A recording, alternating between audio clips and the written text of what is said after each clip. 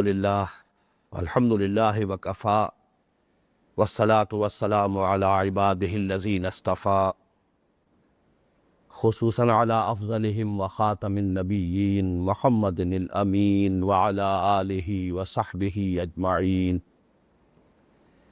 اما بعد فاعوذ باللہ من الشیطان الرجیم بسم اللہ الرحمن الرحیم رب اشرح لی صدری ویسر لی امری واحلل عقدۃ من لسانی یفقہوا قولی اللہم ربنا الہمنا رشدنا واعذنا من شرور انفسنا اللہم ارنا الحق حقا وارزقنا اتباعہ وارنا الباطل باطلا وارزقنا اجتنابہ اللہم ارحمنا بالقرآن العظیم واجعلہ لنا اماما ونورا وہدا ورحمہ اللہم ذکرنا منہ ما نسینا وعلمنا منہ ما جہلنا وارزقنا تلاوتہ آناء اللیل وآناء النہار واجعلہ لنا حجتا یا رب العالمین آمین۔ ہمارے منتخب نصاب کا 10واں درس سورہ مومنون کی ابتدائی 11 آیات اور سورہ معارج کی جو ہم مضمون آیات ہیں 19ویں آیت سے لے کر 35ویں آیت تک 17 آیات ان دو مقامات پر مشتمل ہے۔ گزشتہ درس کے مانند آج بھی ترتیب یہ رہے گی کہ جو تمہیدی امور ہیں اس درس کے وہ پہلے بیان ہو جائیں گے، اس کے بعد پھر ہم تلاوت کریں گے دونوں مقامات کا، اور پھر اس کا سرسری ترجمہ کریں گے، پھر اس کے اہم مضامین پر غور کریں گے۔ تمہیدی امور بھی حسب معمول 4 ہیں آج بھی۔ پہلی بات یہ نوٹ کرنے کی ہے کہ ہم مطالعہ قرآن حکیم کا جو منتخب نصاب یہاں سلسلے وار پڑھ رہے ہیں اس میں ہم کس مقام پر ہیں اس وقت۔ یاد ہوگا کہ یہ منتخب نصاب جس کا نقطہ آغاز سورۃ العصر ہے 6 حصوں پر مشتمل ہے۔ پہلے حصے میں کچھ جامع اسباق ہیں، سورۃ العصر ہی کے مانند جامع ترین مقامات قرآن مجید کے 3 اور ہیں، اور اس طرح 4 اسباق پر ہمارا یہ پہلا حصہ مشتمل ہے، جس میں انسان کی کامیابی کے لوازم اور شرائط کو جامعیت کے ساتھ بیان کیا گیا۔ اس کے بعد سے 4 حصے وہ ہیں جو سورۃ العصر میں جو 4 لوازم نجات بیان ہوئے ہیں ان میں سے ایک ایک کی قدر تفصیل پر مشتمل۔ چنانچہ سورۃ العصر میں فرمایا گیا الا الذین آمنوا ان الانسان لفی خسر الا الذین آمنوا۔ پہلی شرط لازم انسان کی نجات کی، انسان کی فلاح کی، کامیابی کی ایمان۔ تو ہمارا جو دوسرا حصہ تھا وہ کچھ مباحث ایمانی پر مشتمل تھا جو 5 اسباق تھے جس میں کل۔ اب اس کے بعد جو دوسری شرط لازم ہے نجات کی سورۃ العصر کی روح سے وہ ہے عمل صالح، الا الذین آمنوا وعملوا الصالحات۔ ہمارا جو تیسرا حصہ ہے اس منتخب نصاب کا وہ اس عمل صالح کی تفصیل پر مشتمل ہے۔ چوتھے حصے میں تواصی بالحق جو تیسری شرط لازم ہے حضور سورۃ العصر۔ 5ویں حصے میں تواصی بالصبر۔ یہ مقامات جو ہے 4 لوازم نجات پر مشتمل یہ 4 حصے ہیں، دوسرا، تیسرا، چوتھا، 5واں، اور چھٹا اور آخری حصہ اس کا سورۃ الحدید پر مشتمل ہوگا، اور اس میں بھی واقعہ یہ ہے کہ نہایت جامعیت کے ساتھ خاص طور پر مسلمانوں سے خطاب کرتے ہوئے کامیابی کے لوازم اور شرائط کو بیان کر دیا گیا۔ تو گویا کہ ہم اس وقت اپنے اس منتخب نصاب کے تیسرے حصے کے درس اول پر ہے۔ دوسری بات یہ نوٹ کیجئے کہ اس تیسرے حصے میں جو مقامات شامل ہیں قرآن حکیم کے ان کے مابین منطقی ترتیب کیا ہے۔ میں اللہ کا شکر ادا کرتے ہوئے کہتا ہوں کہ یہ بڑی منطقی ترتیب ہے، لاجیکل ہے، بڑی نیچرل ہے، فطری ہے، اور واقعہ یہ کہ اس ترتیب سے اگر سمجھ لیا جائے کہ عمل صالح کے کون کون سے گوشے ہیں تو قرآن مجید کی عملی تعلیمات کا ایک نقشہ سامنے آ جاتا ہے۔ اس میں سب سے پہلے فرد کو لیا گیا ہے، انفرادی حیثیت میں عمل صالح، فرد کی کیسی سیرت مطلوب ہے، اس کی شخصیت میں کیا اوصاف مطلوب ہے، لیکن اس کو بھی دو حصوں پر اس میں منقسم کیا گیا ہے۔ ایک ہے تعمیر سیرت کی اساسات، فاؤنڈیشنز، ایک ہے ایک تعمیر شدہ انسانی شخصیت، اللہ کا محبوب بندہ، علامہ اقبال کی اصطلاح میں مرد مومن، جو ہم سورۃ النور میں پڑھ چکے ہیں، رجال، وہ جوان مرد، لا تلہیہم تجارت ولا بیع عن ذکر اللہ، سورہ احزاب میں بھی آیا ہے، من المؤمنین رجال صدقوا ما عاہدوا اللہ علیہ۔ تو وہ اللہ کے مرد مومن، ان کی پوری تعمیر شدہ شخصیت کے خد و خال کیا ہے؟ یہ دونوں جو ہے بہت اہم ہے کہ ایک ہے فاؤنڈیشنز جن پر تعمیر اٹھتی ہے کوئی، ان کی بڑی اہمیت ہے، ساری تعمیر جو ہے اس کا دار و مدار اسی فاؤنڈیشن پر ہے۔ اگر وہ محدود رہ جائیں گی تو اوپر بھی عمارت محدود ہی رہے گی، اب اوپر عمارت جو ہے اس کے اندر وسعت کا کوئی امکان نہیں، وہ تو فاؤنڈیشن ہی پر سارا دار و مدار ہے۔ وہ کمزور ہوں گی تو اوپر آپ کتنا ہی بہتر سے بہتر مسالہ لگا لے، ظاہر بات ہے کہ عبارت کمزور رہے گی، اس لیے کہ اس کے استحکام اور پختگی کا پورا دار و مدار بھی اس بنیادوں کی استواری پر اور مضبوطی پر ہے۔ البتہ جب عمارت تیار ہو جاتی ہے، اب اس میں آرکیٹیکچرل ٹچز ہوتے ہیں، فنشنگ ٹچز ہوتے ہیں، ماربل لگا دیا گیا ہے یا کوئی اور شے ہے، کس قسم کی اس کی فنشنگ کی گئی ہے، کیا اعلیٰ خد و خال بنا دیے گئے۔ ظاہر بات ہے کہ عمارت کے استحکام کا دار و مدار ان چیزوں پر نہیں ہے، یہ اس کا حسن ہے، اس کی رعنائی ہے، اس کی خوبصورتی ہے۔ اصل جو ہے وہ تو فاؤنڈیشن اور اس کے ساتھ جو اس کا انفراسٹرکچر ہے۔ آپ کو معلوم ہے RCC کالمز کھڑے ہوتے ہیں، چھت پڑ گئی ہوتی ہے، بڑی بھدی سی عمارت نظر آ رہی ہوتی ہے، انہی کو جب رنگ روغن کر دیا جاتا ہے، پلسٹر ہو جاتا ہے، ان کی سٹوننگ لائننگ ہو جاتی ہے، معلوم ہوتا ہے نہایت خوبصورت۔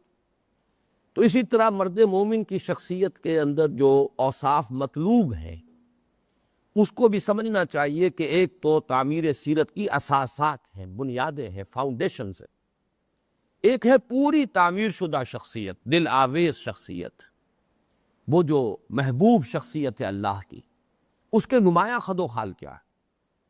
تو دو حصوں میں ہم انفرادی سیرت و کردار کا جو نقشہ مطلوب ہے، یعنی عمل صالح انسان کے انفرادی کردار و اخلاق میں کیا شکل اختیار کرتا ہے، یہ دو حصوں میں ہمارے سامنے یہ بات آئے گی۔ پہلا وہ ہے جو آج سے ہم شروع کر رہے ہیں، سورہ مومنون کی ابتدائی 11 آیات، اور اس کی ہم مضمون آیات ہیں سورہ معارج کی۔ لیکن دوسرا پوری تعمیر شدہ شخصیت، اس کا ہیولہ کیا ہے، اس کا نقشہ کیا ہے، اس کا سورۃ الفرقان کا آخری رکوع ہے، وہ ہمارے اس حصے کا دوسرا درس ہوگا۔ اب فرد سے آگے چلتے ہیں تو جیسے کہ ہم سورہ تغابن میں دیکھ چکے ہیں، اب معاملہ آتا ہے علائق دنیاوی، اور علائق دنیاوی میں انسان کا سب سے پہلا جو اجتماعی ادارہ ہے وہ خاندان کا ادارہ ہے۔ ایک مرد اور ایک عورت کے درمیان رشتہ ازدواج سے خاندان کی بنیاد پڑی۔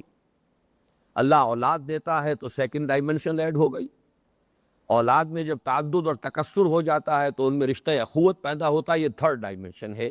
یہ گویا کہ ان ابتدائی یونٹ ہے، یہ اکائی ہے۔ اس خاندانی ادارے کے ضمن میں کیا بنیادی ہدایات ہیں، یہ ہم سورہ تحریم کے مطالعے سے ان چیزوں کو سمجھیں گے۔ تو ہمارا تیسرا درس جو ہے وہ سورہ تحریم پر مشتمل ہوگا، اس تیسرے حصے کا۔ اب جب آپ خاندانوں سے آگے بڑھیں گے تو خاندان مل کر معاشرہ تشکیل دیتے ہیں۔ ہمارا معاشرہ کیا ہے، ہیومن سوسائٹی کیا ہے، یہ خاندانوں کا مجموعہ ہے۔ لیکن معاشرتی کچھ ویلیوز ہوتی ہے جن کو ہر معاشرہ جو ہے، جن کی حفاظت بڑے اہتمام سے کرتا ہے، یہ ہماری معاشرتی اقدار ہے، یہ ہماری معاشرتی روایات ہے، ہم ان سے ڈیویٹ نہیں کریں گے۔ اسی طریقے سے ہر معاشرے میں کچھ تصور ہوتا ہے سوشل ایولز کا، وہ معاشرتی برائیاں کون کون سی ہیں کہ جن کو برداشت نہیں کیا جائے گا۔ ہر معاشرے میں یہ سوشل ویلیوز اور سوشل ایولز کے تصورات اپنے اپنے ہوتے ہیں، جداگانہ ہوتے ہیں۔ تو اسلامی معاشرے میں ویلیوز کیا ہے، اقدار مطلوبہ کون سی ہیں، اور وہ ایولز کون کون سے ہیں، وہ برائیاں کون کون سی ہیں کہ جن کا استحصال اور ایریڈیکیشن جو ہے وہ مسلمان معاشرے کے فرائض میں شامل ہے۔ یہ چوتھا درس ہوگا اس تیسرے حصے کا، اور یہ سورہ بنی اسرائیل کے 2 رکوعوں پر مشتمل ہے، تیسرا اور چوتھا رکوع۔ اب آپ غور کیجئے تو اب بلند ترین سطح جو ہے انسانی اجتماعیت کی وہ ہے ریاست کا تصور۔ اس میں ایک لفظ ایڈ کر لیجئے، مسلمانوں کے لیے ملی زندگی، سیاسی زندگی اور ریاست کا جو تصور جو بہت ریسنٹ ہے، اسٹیٹ کا کانسیپٹ پرانا نہیں ہے۔ پہلے انسان حکومتوں سے واقف تھا، معاشروں سے واقف تھا، لیکن آج آپ کو معلوم ہے کہ ایک بہت ہی ہائپوتھیٹیکل کانسیپٹ اگرچہ ہے لیکن بہت اہم کانسیپٹ ہے ریاست کا۔ تو اسلامی ریاست کے خد و خال کیا ہے، اس کی بنیادیں کیا ہیں، ان کے استحکام کے لیے کیا چیزیں مطلوب ہیں، اور اسی میں جیسا کہ میں نے عرض کیا ملی زندگی، مسلمانوں کی ملی حیات ملی کے اصول کیا ہیں، اس کا استحکام کن چیزوں سے ہوگا، اس میں رکھنے کن کن اعتبارات سے پڑتے ہیں کہ جن کا سد باب ضروری ہے۔ یہ ہمارا 5واں درس ہوگا اس تیسرے حصے کا، اور اس پر یہ تیسرا حصہ مکمل ہو جائے گا۔ اب آئیے تیسری تمہیدی بات، قرآن حکیم کی ایک اہم خصوصیت ہے جو ہمارے اس درس کے حوالے سے بہت نمایاں ہو کر سامنے آئے گی، لہذا یہی مناسب موقع ہے اس سے متعارف کرانے کا۔ جیسے اس سے پہلے قرآن کے مخصوص اسلوب پر ہم گفتگو کر چکے ہیں، مثلا سب سے پہلے گفتگو ہوئی تھی سورہ عصر کے دوران کہ قرآن مجید کا ایک اسلوب یہ ہے کہ کتاب محکمت آیاتہ ثم فصلت من لدن حکیم خبیر، یہ ایک ایسی کتاب ہے جس کی آیات پہلے محکم کی گئی، بڑی پروفاؤنڈ آیات ہیں کہ جو ابتدا میں نازل ہوئی، چھوٹی چھوٹی آیتیں، چھوٹی چھوٹی صورتیں، لیکن مضامین اور معنی کے اعتبار سے دریا نہیں سمندر کو کوزے میں بند کیا گیا، پھر انہی کی تفصیل کی گئی ہے۔ یہ قرآن کا اپنا ایک اسلوب ہے، دنیا کی کوئی دوسری کتاب اس اسلوب پر آپ کو نہیں ملے گی۔ کتاب احکمت آیاتہ ثم فصلت من لدن حکیم خبیر، یہ قرآن کا ایک مخصوص اسلوب ہے جو سورۃ العصر سے ہم نے شروع کیا۔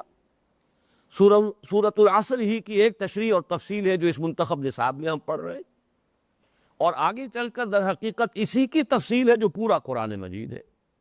اور جیسا کہ میں نے بارہا عرض کیا ہے کہ سورۃ العصر تو آم کی گٹھلی کے مانند ہے کہ آم کی گٹھلی میں آم کا پورا درخت موجود ہوتا ہے، بالقوہ، پوٹینشلی اسی میں سے برآمد ہوتا ہے جو کچھ ہوتا ہے، تو بالقوہ جو ہے آم کا پورا درخت آم کی گٹھلی میں ہے، اسی طرح پورا قرآن مجید سورۃ العصر میں۔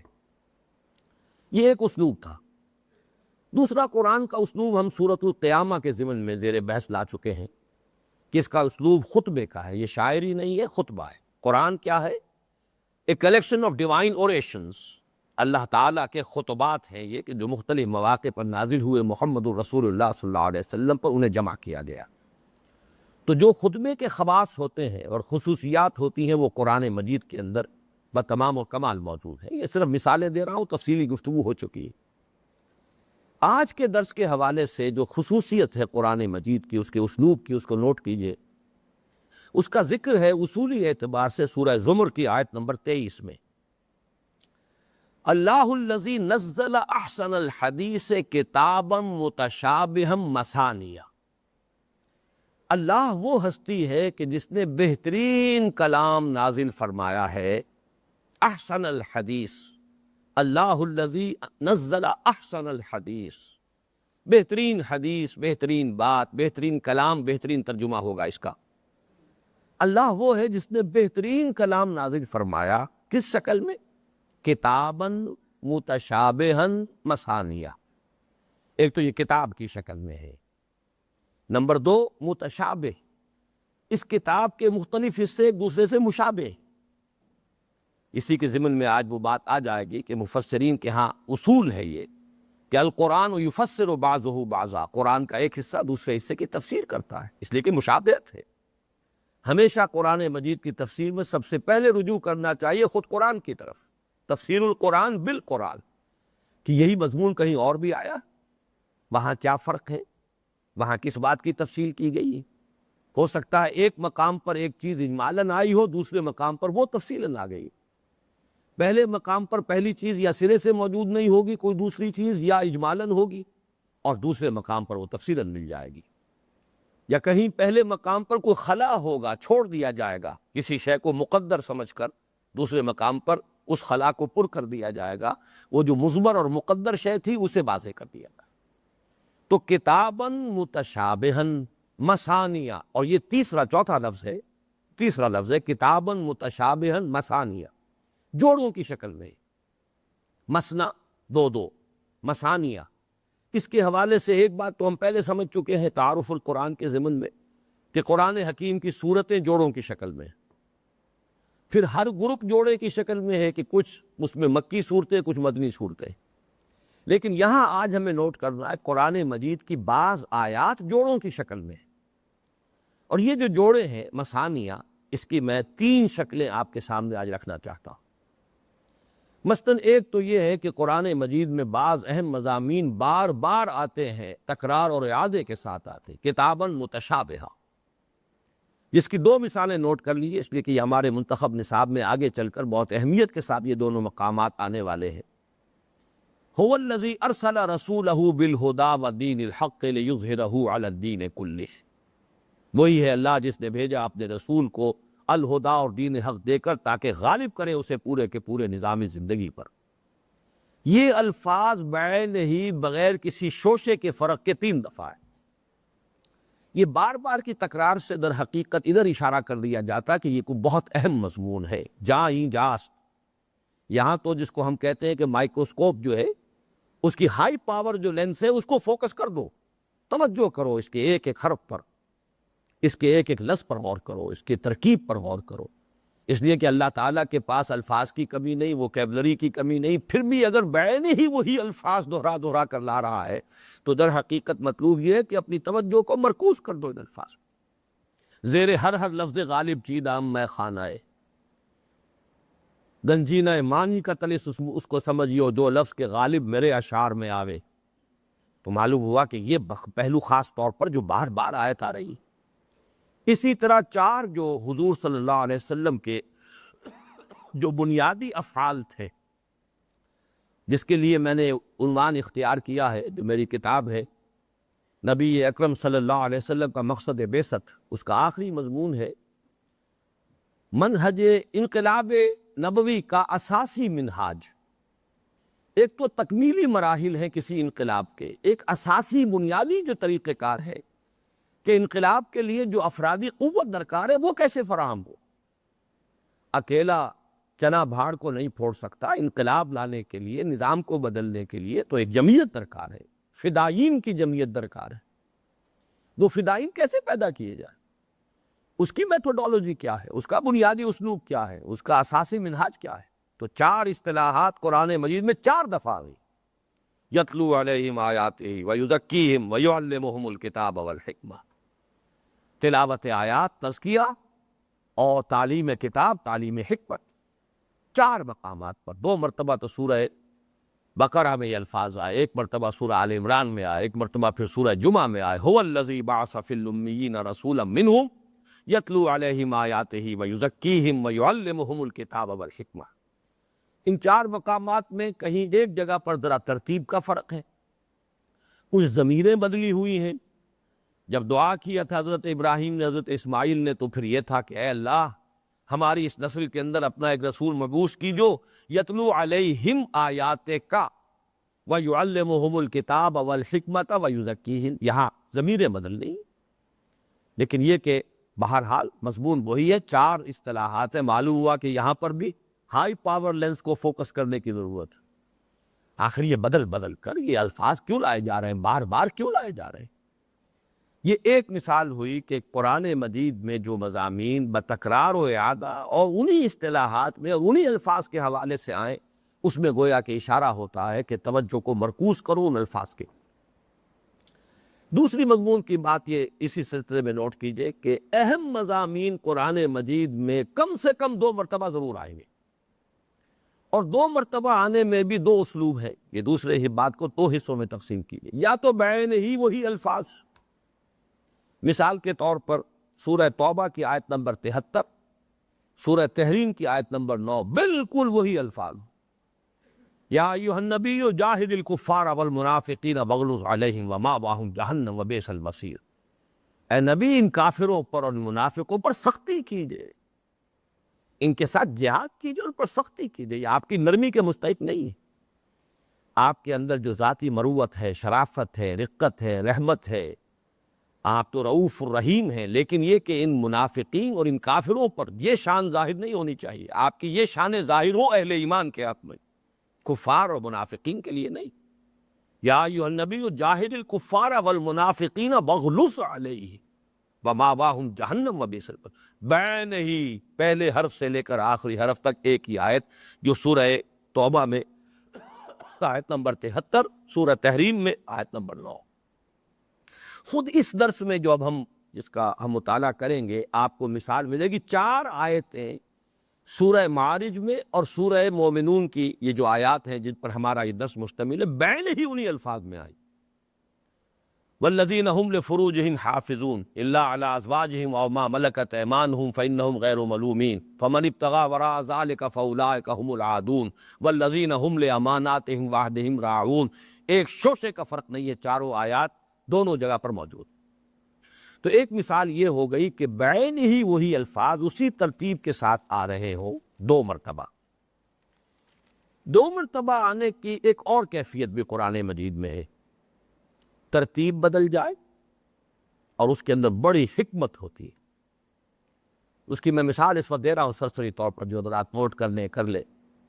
شہادت علی الناس مسلمانوں کا اجتماعی فریضہ ہے، اس کا تعلق ہے ختم نبوت کے ساتھ، کہ اصل میں شہادت علی الناس فرض منصبی تھا انبیاء اور رسول کا، حجت قائم کرنا لوگوں پر۔ اب جب کہ نبوت کا سلسلہ ختم ہو گیا حضور صلی اللہ علیہ وسلم کی ذات مقدس پر، اب یہ ذمہ داری کلیکٹیولی بحیثیت مجموعی امت مسلمہ کی ہے۔ یہ مضمون بہت اہم ہے، بہت بنیادی، لہذا 2 مرتبہ آیا۔ سورہ حج کی آخری آیت میں چونکہ اس سے پہلے آیت آ چکی تھی اللہ یصطفی من الملائکۃ رسلا ومن الناس، رسولوں کا ذکر آ چکا، اس لیے اب آیا آخری آیت میں الفاظ آئے لِيَكُونَ الرَّسُولُ شَهِيدًا عَلَيْكُمْ وَتَكُونُوا شُهَدَاءَ عَلَى النَّاسِ، تاکہ رسول حجت قائم کریں تم پر اور تم حجت قائم کرو پوری نوع انسانی پر۔ یہی مضمون سورہ بقرہ میں آیا آیت نمبر 135 میں۔ وہاں چونکہ تحویل قبلہ کا مضمون ہے، تحویل قبلہ در حقیقت علامت ہے کہ سابقہ امت معزول ہو گئی جس کا کہ قبلہ تھا بیت المقدس، اب ایک نئی امت وجود میں آئی ہے، اسے اس مقام پر فائز کیا گیا ہے، نصب ہوا ہے اس کا، جس کے لیے میں لفظ استعمال کیا کرتا ہوں کورونیشن ہوئی ہے، تاج پوشی ہوئی ہے امت محمد کی صلی اللہ علیہ وسلم۔ کسی ایک کو معزول کیا جائے، دوسرے کو اس منصب کے اوپر نصب کیا جائے، چونکہ یہ مضمون ہے، لہذا سورہ بقرہ میں جب الفاظ آئے لِتَكُونُوا شُهَدَاءَ عَلَى النَّاسِ وَيَكُونَ الرَّسُولُ عَلَيْكُمْ شَهِيدًا، یہاں امت کا ذکر پہلے، رسول کا بعد میں، وہاں رسول کا پہلے، امت کا بعد میں، مضمون وہی لِيَكُونَ الرَّسُولُ شَهِيدًا عَلَيْكُمْ وَتَكُونُوا شُهَدَاءَ عَلَى النَّاسِ، اور یہاں فرمایا سورہ بقرہ میں لِتَكُونُوا شُهَدَاءَ عَلَى النَّاسِ وَيَكُونَ الرَّسُولُ عَلَيْكُمْ شَهِيدًا، تو مضمون وہی، الفاظ وہی، ترتیب بدل گئی۔ اسی کی ایک مثال ہے سورہ نساء اور سورہ مائدہ میں، یا ایھا الذین آمنوا کونوا قوامین بالقسط شہداء للہ، کونوا قوامین بالقسط شہداء للہ، یہ سورہ نساء کی آیت نمبر 135 ہے۔ سورہ بقرہ کی آیت تھی 143 جس کا میں نے ذکر کیا، سورہ نساء کی آیت نمبر 35 ہے، یا ایھا الذین 135 ہے، یا ایھا الذین آمنوا کونوا قوامین بالقسط شہداء للہ۔ اگلی صورت ہے سورہ مائدہ، اس کی آیت نمبر 8 ہے، یا ایھا الذین آمنوا کونوا قوامین للہ شہداء بالقسط، الفاظ بالکل وہی ہے، ترتیب بدل دی، لیکن ترتیب کے بدلنے سے بڑی حکمت ہے، بڑے معنی ہے اس کے اندر، تدبر کرے انسان، غور و فکر کرے ترتیب کیوں بدل دی، اور دونوں مقامات سے در حقیقت مضمون کی تکمیل ہوتی ہے۔ اور تیسرا مضمون یہ ہے، جیسا کہ میں نے عرض کیا، اب یہ سمجھیے کہ آج کے ہمارے اس پورے درس کے بارے میں بحیثیت مجموعی مضمون ایک ہی ہے، پورا کا پورا مضمون ایک ہی ہے، لیکن ترتیب بھی کچھ جدا، اصطلاحات بھی جدا، اس سے یہ کہ ایک دوسرے پر ریفلیکشن ہوتی ہے۔ جب تقابلی مطالعہ ہم کریں گے تو آپ دیکھیں گے کہ ایک دوسرے پر ریفلیکشن ہوتی ہے، کہ یہاں یہی مضمون آیا تھا ان الفاظ میں، یہاں یہ مضمون آیا ان الفاظ میں۔ جب تقابلی مطالعہ کرتے ہیں تو اس سے بڑی گہری رہنمائی اور بڑی بصیرت باطنی جو ہے وہ حاصل ہوتی ہے۔ اب جو آخری مضمون ہے تمہیدی، وہ میں چاہتا ہوں کہ اس کو پہلے آپ اچھی طرح سمجھ لیں، تاکہ پھر جب ہم سلسلہ وار شروع کریں تو پھر اس پہ تفصیل میں ہمیں جانے کی ضرورت نہ ہو۔ اس درس کا جو عنوان ہے وہ ہے فلاح۔ چنانچہ جو بنیادی طور پر ہے قد افلح المومنون، پہلا لفظ یہ ہے، فلاح حاصل کر لی اہل ایمان نے۔ لیکن اس فلاح کا مفہوم کیا ہے؟ اور یہ جو میں نے عرض کیا تھا کہ تعمیر سیرت کا پروگرام ہے اور اس کی اساسات ہیں جو ان دونوں مقامات پر دی گئی، اس موضوع کی اہمیت کیا ہے اس کو سمجھ لیں۔ مختلف ہم اصطلاحات استعمال کرتے ہیں، تعمیر سیرت کی اساسات، تعمیر شخصیت کی بنیادیں۔ ایک اور لفظ علامہ اقبال کا ہے، تعمیر خودی، خودی کو مضبوط کرنا، تعمیر ذات، اپنی ذاتی شخصیت کا استحکام۔ اس میں قرآن مجید کی اصطلاح کون سی ہے؟ فلاح۔ اس لفظ فلاح کے حوالے سے یہ بات نوٹ کر لیں کہ قرآن مجید میں ناکامی کے لیے بھی اگرچہ بہت سے الفاظ آئیں گے، لیکن سب سے جامع لفظ ہے خسران۔ ذالک هو الخسران المبین۔ چنانچہ سورۃ العصر میں وہی لفظ آیا، والعصر ان الانسان لفی خسر۔ زمانہ گواہ ہے، زمانے کی قسم ہے، تمام انسان کے سارے میں۔ یہ خسران جو ہے منفی اصطلاح، ناکامی، نامرادی کے لیے اہم ترین اصطلاح خسران۔ کامیابی کے لیے کئی لفظ آتا ہے فوز، اولئک هم الفائزون، لا یستوی اصحاب النار واصحاب الجنہ، اصحاب الجنۃ هم الفائزون۔ کئی لفظ آتا ہے راشدون، وہ راشدون ہے، رشد، فوز۔ لیکن نوٹ کر لیجئے کہ اس کی جامع ترین اصطلاح فلاح ہے۔ اولئک هم المفلحون لعلکم تفلحون، فلاح۔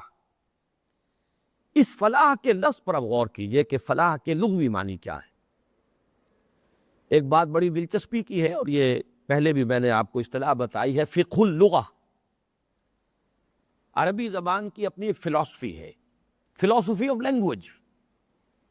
اس میں ایک خاص نکتہ یہ ہے کہ جو حروف اصلی ہوتے ہیں، 99% الفاظ عربی زبان کے وہ ہیں کہ جن کا ایک 3 لیٹرڈ روٹ ہے، سے حرفی مادہ ہوتا ہے، علم، عین، لام، ایم۔ اب اسی سے عالم، معلوم، متعلم، علامہ، معلم بناتے چلے جائیے، بے شمار الفاظ بن جائیے، تعلمون، عالمو، یعلمون، الفاظ بنتے چلے جائیں۔ مادہ کیا ہے؟ عین، لام، میم۔ عین، میم، لام، عمل، اب اس سے بناتی جائیے، عامل، عاملون، اب اس کو الفاظ بنا دیجیے۔ تو اسی طریقے سے جن الفاظ کے حروف اصلی میں مشابہت ہوتی ہے، ان کے بنیادی مفہوم میں بھی مشابہت ہوتی ہے۔ چنانچہ یہ سے کے لفظ حفظ سے جو الفاظ شروع ہوتے ہیں، ان میں بہت سے الفاظ آج میں نے سرسری طور پر نوٹ کیے، تو میں اس کی گنتی ابھی کر دوں گا۔ اس میں ایک خاص مضمون ہوتا ہے پھاڑنا، کاٹنا، ٹکڑے ٹکڑے کر دینا، جدا جدا کر دینا۔ فرق کیا ہے؟ تفرقہ کیا ہے؟ جدا جدا ہو جانا، علیحدہ ہو جانا۔ فرق، دو چیزوں کو بالکل علیحدہ علیحدہ کر دے۔ فصل کیا ہے؟ علیحدہ علیحدہ۔ اسی طریقے سے فلق، قل اعوذ برب الفلق، پھٹنا۔ فالق الاصباح، صبح کا پھاڑنے والا، رات کی تاریکی کا پردہ اللہ تعالیٰ چاک فرماتے ہیں اور سپیدہ سحر کو سامنے لے آتے ہیں، یہ فلق ہے۔ اور فالق الحب، دانوں کو اور گٹھلیوں کو پھاڑنے والا، وہی آم کی گٹھلی پھٹتی ہے تو اس میں سے وہ 2 پتیاں نکلتی ہیں، فلق کے معنی پھاڑنا۔ فتقناہما، آسمان اور زمین، کانتا رتقا ففتقناہما، کوئی چیز بند ہے اس کو پھاڑ دینا۔ اسی طرح فطر، تے کے ساتھ بھی، ہل تری من فطور، ذرا دیکھو آسمانوں کی طرف، کہیں تمہیں رکھنا نظر آتا ہے؟ کہیں کو خلا ہے، کوئی رکھنا ہے؟ اسی طرح فطر، افطار، روزہ افطار ہو گیا، توڑ دیا اس کو، روزہ ختم ہو گیا۔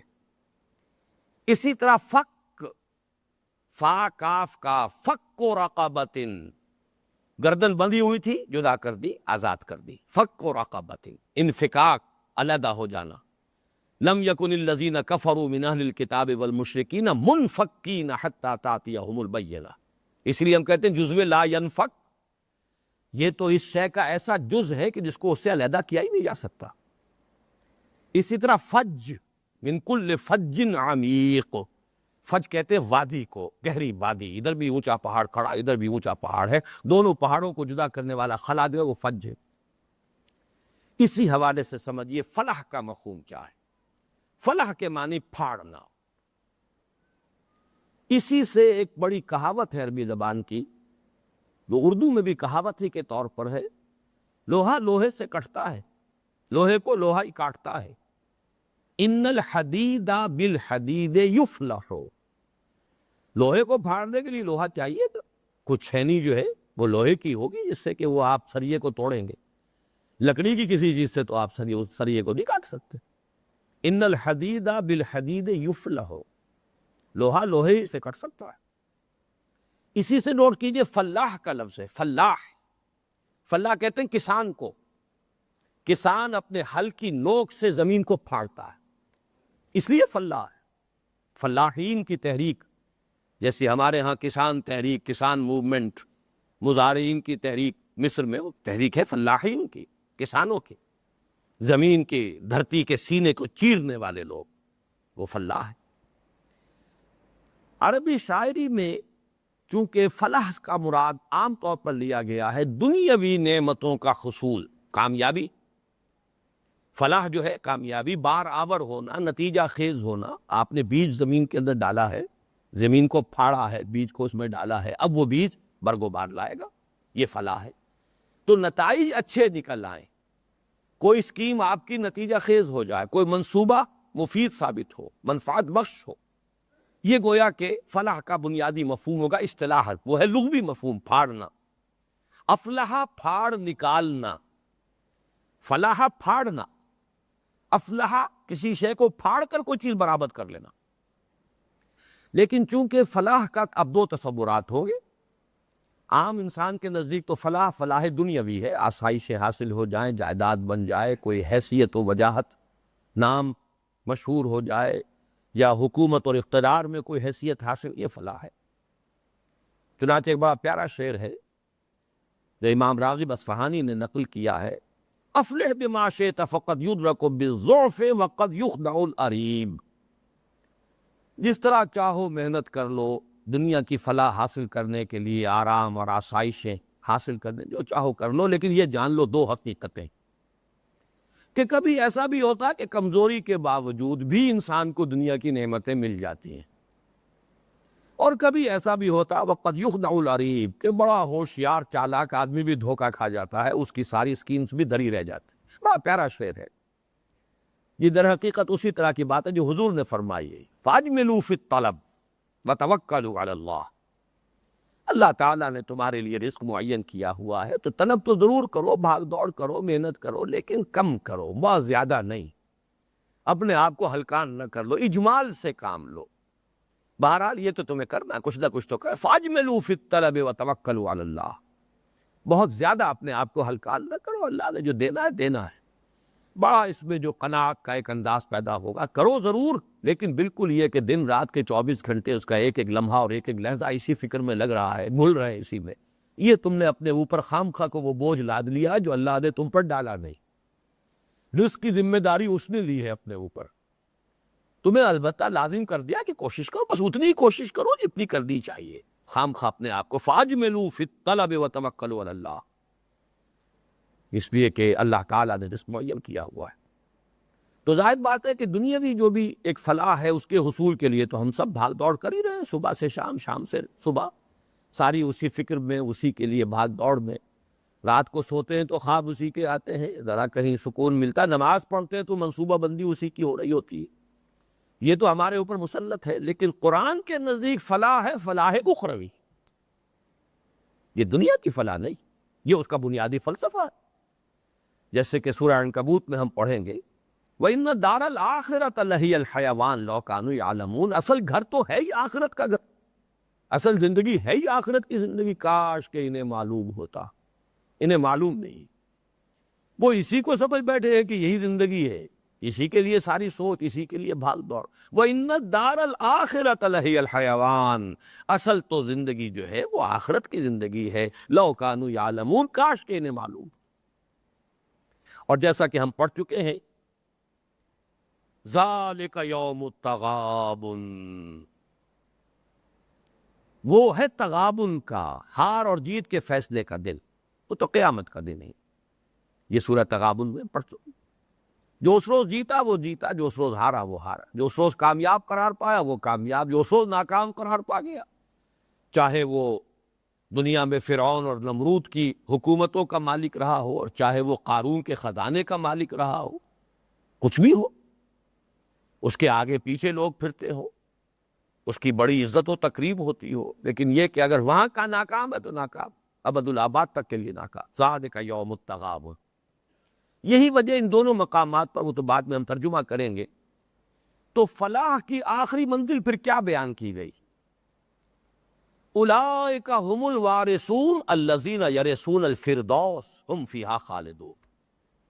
یہ سارا پروگرام جو ہے تعمیر سیرت اور تعمیر شخصیت کا، یہ بیان کرنے کے بعد جو اصل فلاح کیا ہے، قد افلح المؤمنون، لیکن اس کے بعد اس کی تمام خصائص بیان کرنے کے بعد تعمیر سیرت کی جو اصل فاؤنڈیشنز ہیں، جو اس کی اساسات ہیں، ان کو بیان کرنے کے بعد فرمایا جو لوگ ان شرائط کو پورا کریں گے، اولئک هم الوارثون الذین یرثون الفردوس ھم فیہا خالدون۔ سورہ معارج میں یہ مضمون ختم ہوگا، اولئک فی جنات مکرمون، یہ وہ لوگ ہیں کہ جو جن کا جنتوں میں اعزاز اور اکرام کے ساتھ استقبال کیا جائے۔ تو معلوم ہوا کہ قرآن کے نزدیک اصل فلاح جو ہے وہ در حقیقت فلاح اخروی۔ اب ذرا آئیے اور ذرا گہرائی میں نیچے اتریے، فلاح کا اصل مفہوم ہے کیا، اور اس کا اس کھود نکالنے سے کیا مطلب ہے؟ یہ لفظ جو ہے کامیابی کے لیے، بامراد ہونے کے لیے، اخروی فلاح اور کامیابی اور فوز کے لیے، یہ اس قدر کثرت کے ساتھ یہ لفظ کیوں استعمال ہوا؟ اس کے لیے اصل میں ضرورت ہے کہ آپ اچھی طرح غور کریں۔ انسان کی شخصیت ایک مرکب شخصیت، اس کا ایک وجود مادی ہے یا حیوانی ہے یا ظاہری ہے۔ تینوں الفاظ نوٹ کیجئے، مادی وجود یا حیوانی وجود، اینیمل بینگ ہے ہمارا، جو تمام حیوانات میں جو بھی انسٹنکٹس ہیں، جو محرکات عمل ہیں، جو داعیات ہیں، وہ ہم میں بھی موجود ہیں، چاہے وہ پریزرویشن آف دی سیلف ہے، بقائے ذات، اور چاہے وہ پریزرویشن آف دی اسپیشیز ہے، بقائے نسل، وہ سب کے سب موجود ہیں۔ تو ہر انسان ایک حیوان بھی ہے، لیکن فرق یہ ہے کہ انسان صرف حیوان نہیں ہے، بلکہ انسان کا ایک وجود روحانی وجود ہے، اس کی معنوی شخصیت ہے، اس کی باطنی شخصیت ہے۔ ان دو شخصیتوں سے انسان مرکب ہے۔ اب ظاہر بات ہے کہ ظاہری وجود یہ ہے، اس کا آرام بھی نقد، اس کی تکلیف بھی فوراً محسوس ہونے والی ہے، اس کا نفع بھی فوری ہے، نقصان بھی فوری ہے، تو ساری توجہ انسانوں کی اسی پر مرکوز رہتی ہے۔ وہ معنوی وجود یا روحانی وجود یا باطنی وجود، وہ بے توجہی کا شکار رہتا ہے۔ یہ سب سے ہلکا لفظ استعمال کر رہا، اس کی طرف توجہ ہی نہیں۔ توجہ تو ہوگی تو اس حیوانی وجود کے تقاضوں پر ہوگی۔ بھوک لگ رہی ہے، پیٹ میں ہنگر پینز ہو رہے، بڑے سے بڑا آدمی بھی تلاش میں نکل کھڑا ہوگا، کچھ کھانے کو ملنا چاہیے۔ پیاس لگی ہوئی ہے، جام بلب ہو گیا انسان، تو چاہے سراب ہی نظر آ رہا ہو، چاہے پیٹ کے بل گھسٹتا ہوا بڑھے گا، لیکن بڑھے گا پانی کے ہی۔ اس کے پریزرویشن آف دی سیلف کا تقاضا ہے، بقائے ذات کا تقاضا ہے، وہ ذات جو کہ ظاہری ذات ہے، مادی ذات ہے، وہ کہ جو حیوانی وجود ہے اس کا۔ اسی طرح سیکشول ارج ہے، جنسی تقاضا ابھرتا ہے، سارا یہ انسان کھکیڑ بول لیتا ہے، جائز راستے سے بھی نکاح کرتا ہے، گھر آباد کرتا ہے، گھر گرستی کی ذمہ داریاں برداشت کرتا ہے، بچوں کا پالنا پوسنا کس لیے؟ وہی تو انسٹنکٹ ہے۔ ورنہ یہ ہے کہ جو شخص اس معاملے میں مغتوط ہو جائے، بے لگام ہو جائے، وہ پھر جو کچھ کرتا ہے وہ بھی آپ کو معلوم، وہی اس کا جو نفسانی تقاضا ہے، جنسی تقاضا۔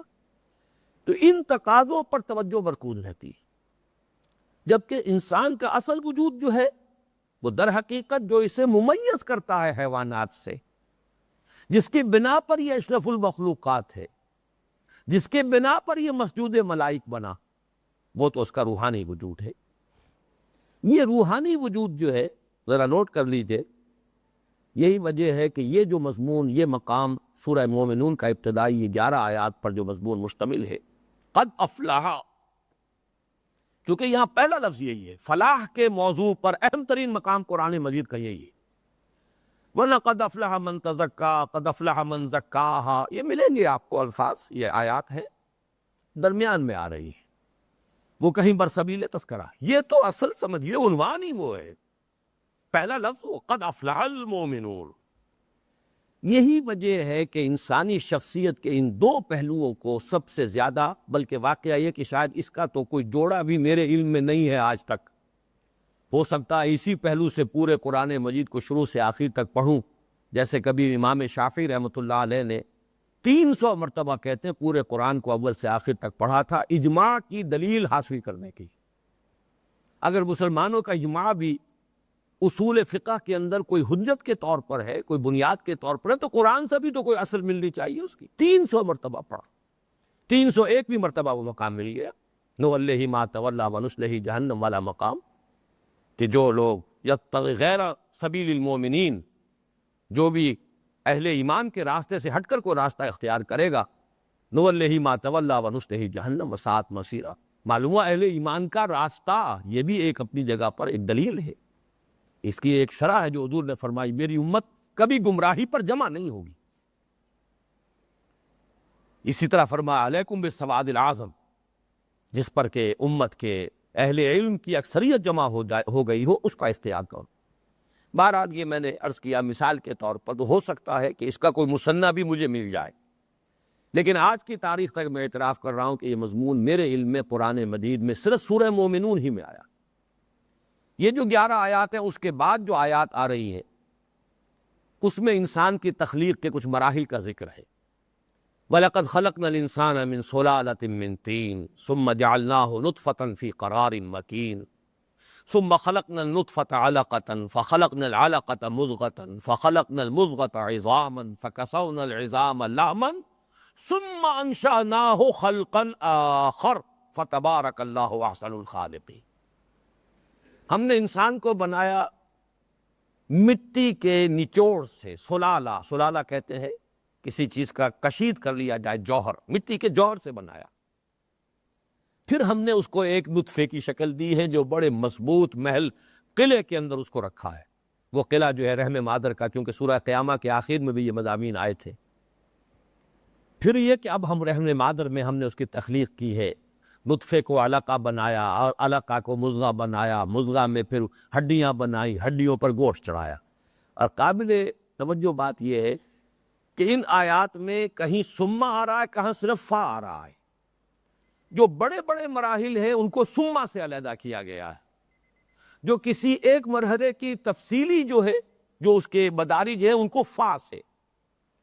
وَلَقَدْ خَلَقْنَا الْإِنسَانَ مِنْ صُلَالَةٍ مِّن طِينٍ ثُمَّ جَعَلْنَاهُ نُطْفَةً فِي قَرَارٍ مَّكِينٍ ثُمَّ خَلَقْنَا النُّطْفَةَ عَلَقَةً فَخَلَقْنَا الْعَلَقَةَ مُضْغَةً فَخَلَقْنَا الْمُضْغَةَ عِظَامًا فَكَسَوْنَا الْعِظَامَ لَحْمًا۔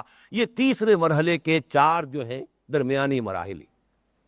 ثُمَّ أَنشَأْنَاهُ خَلْقًا آخَرَ، پھر ہم نے اٹھایا ایک اور ہی تخلیق پر۔ یہ پہلے مراحل ہے حیوان انسان کے ارتقاء کے مراحل، اور دوسرا آخری جو مرحلہ آیا ہے پھر کچھ اور ہی بنا دیا، وہ صرف حیوان نہیں رہا۔ ثم انشأناه خلقا آخر فتبارک اللہ احسن الخالقین، پھر ہم نے اٹھایا ایک اور ہی تخلیق پر، اب وہ شے ہی کچھ اور بن گئی، اس کی نوعیت ہی جدا ہو گئی، اب وہ صرف حیوان نہیں رہا بلکہ اب اس کی حیثیت بدل گئی ہے۔ اس پر انشاءاللہ تعالی اگلی نشست میں اب تفصیلاً گفتگو ہوگی، اس لیے کہ اب اس وقت ہمارا جو وقت ہے وہ ختم ہو رہا ہے۔ اقول قولی ھذا واستغفر اللہ لی ولکم ولسائر المسلمین والمسلمات۔